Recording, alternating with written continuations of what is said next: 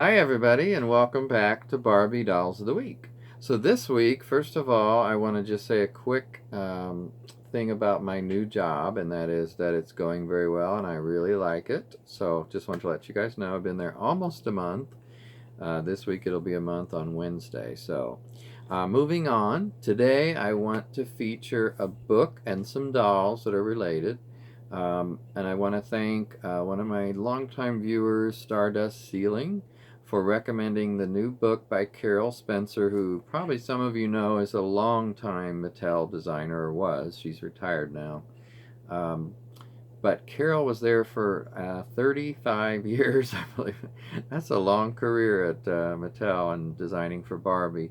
So I had to get this book as soon as I heard about it, and I read about it. And Stardust Ceiling specifically was telling me about it after I had recently done the newer video on Magic Curl, where Carol Spencer designed the dress for Magic Curl. So this is kind of a salute to Carol Spencer as well, and the book. So here is that dress, and of course, as we were saying, the African American one, the dress seems a little less yellow or softer yellow than the Caucasian one. But anyway, she designed this dress, and what she said was, I chose that soft butter tone yellow largely because it suited both skin tones beautifully. Also, this is what Stardust Ceiling is saying, the picture in the book, the black Barbie does have a more faded looking yellow than the white Barbie. So I'll be showing you that. So this is the book. It's called Dressing Barbie, and like I said, he had told me about it. It is a beautiful book, as he had said. I'm going to go ahead and take this dust jacket off because it's rather slippery when you're holding it with that. So let me show you what it looks like without that. And you know, here's the thing: when someone is around like Carol was for 35 years at Mattel dressing Barbie, then you have a lot of designs and dresses and outfits and separates that you're responsible for, and some of them are just some of the best ones, I think.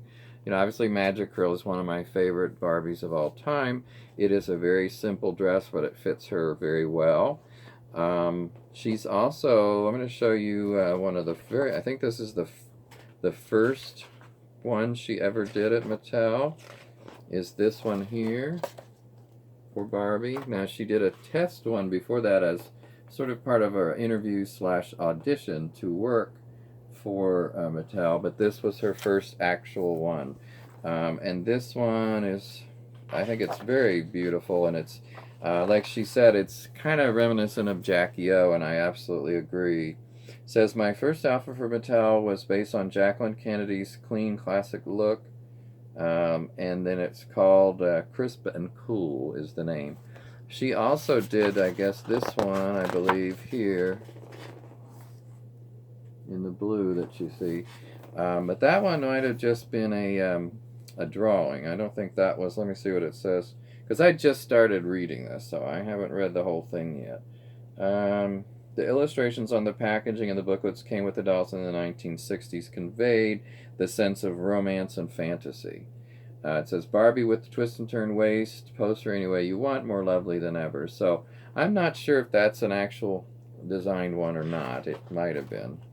As you know, I don't collect dolls from the 60s. Here's one that Ruth Handler herself requested based on an outfit that she had, that black sheath type dress with a cape, a sheer cape. So that's the one that Carol Spencer designed based on that actual dress.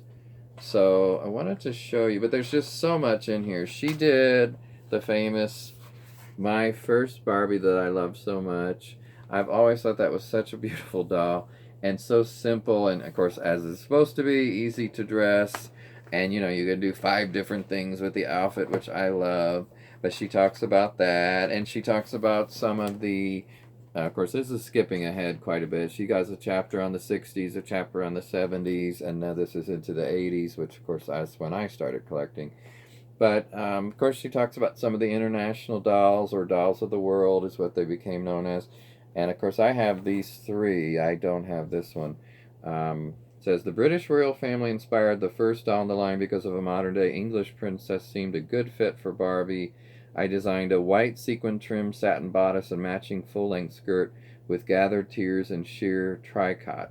I think that's how you say that. This Barbie came with the twist and turn waist, so those tiers created a lovely sense of movement during play.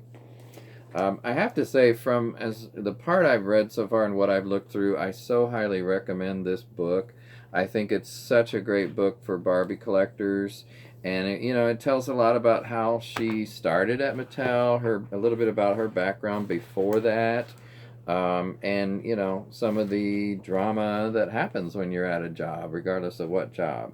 I thought this was really interesting. This has always been my favorite Oscar de la Renta fashion, or it's based on an Oscar de la Renta fashion. It says, and Carol says, my submission above evoked the grand galas where Oscar de la Renta gowns had become a staple.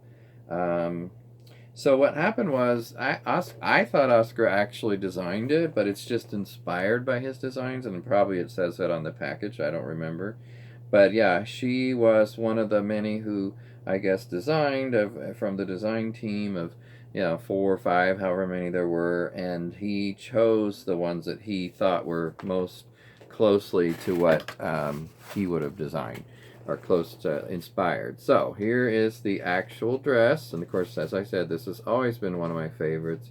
I've got this lovely Asian doll modeling it for us today, and I think it looks great on her, and of course it has that beautiful cape. So this is just, to me, Carol, great job. I think it's stunning. I can see why Oscar picked it. Also, she did the famous Twirly Curls dress. Now this one is a bit faded. This one here is not, because it's pretty much new.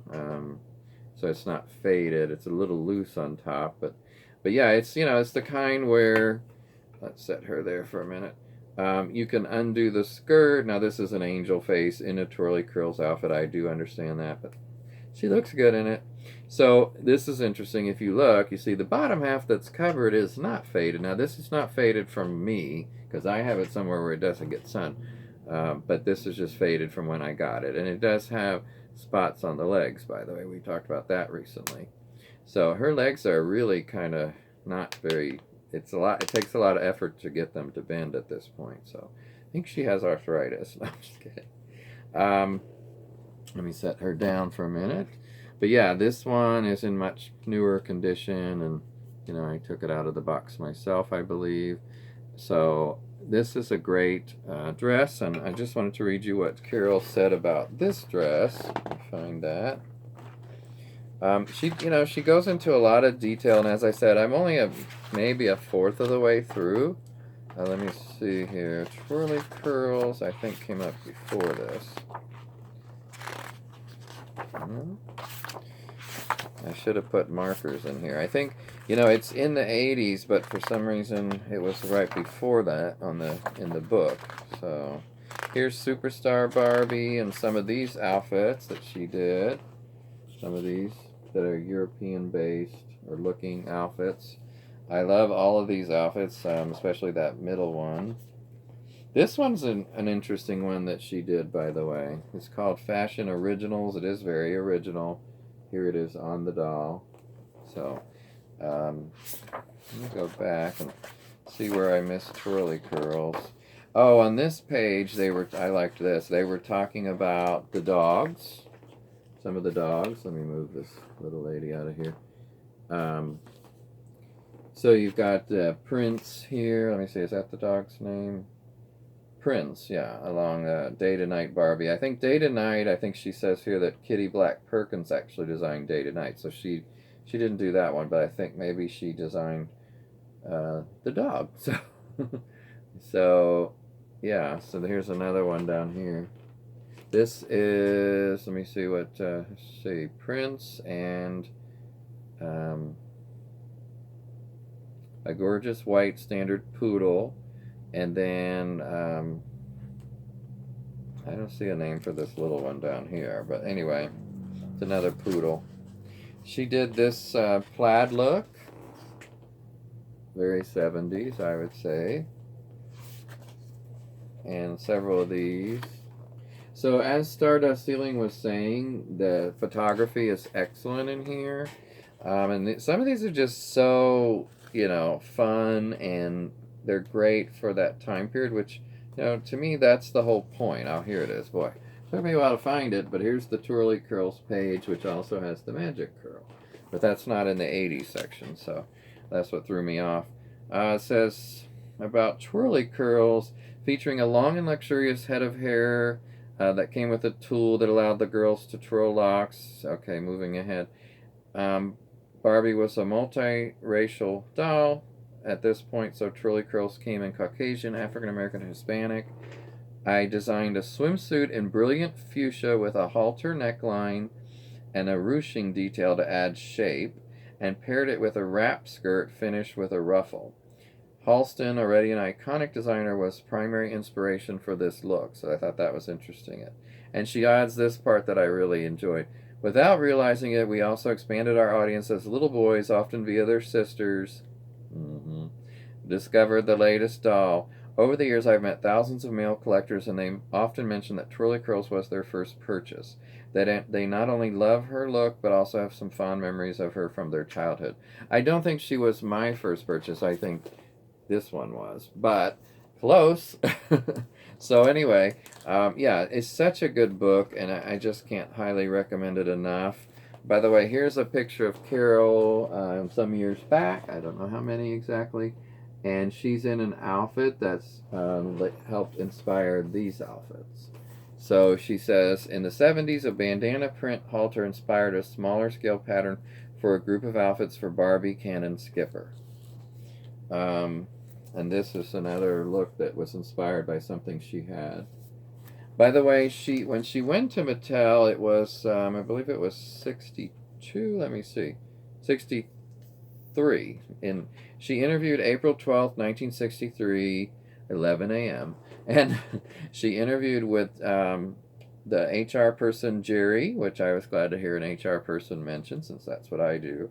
And then also later interviewed with Charlotte Johnson, who is pictured here, who was the head of Mattel Design. And also here is Ruth Handler, of course. So, yeah, she had an interesting experience and, applied a couple times. Here's a picture, by the way, of Mattel when she first started there in the early 60s. You can see that. So, again, great book. And let me show you one other doll that she designed the outfit for that we recently talked about. And that is Great Shape Barbie. And this is, of course, the African-American version. So she was very happy to see that Mattel chose that. Or not Mattel, I'm sorry, Disney chose that for Toy Story. And thought that that was great because it's such an iconic look. So anyway, again, I encourage you to get this book. It was about $22 on Amazon. And I'm sure it's available other places as well. Dressing Barbie by Carol Spencer. And her name's right here. So, I mean, it's just so worth it. I mean, this is fun too, by the way. So, again, I encourage you to get it if you can, or maybe the library has it if you don't want to actually buy it, or if you can't. But I will talk to you later, and I'm going to keep reading this book. Thanks, Carol, for all you did, all those wonderful designs, and I hope you're enjoying your retirement. Bye, everybody.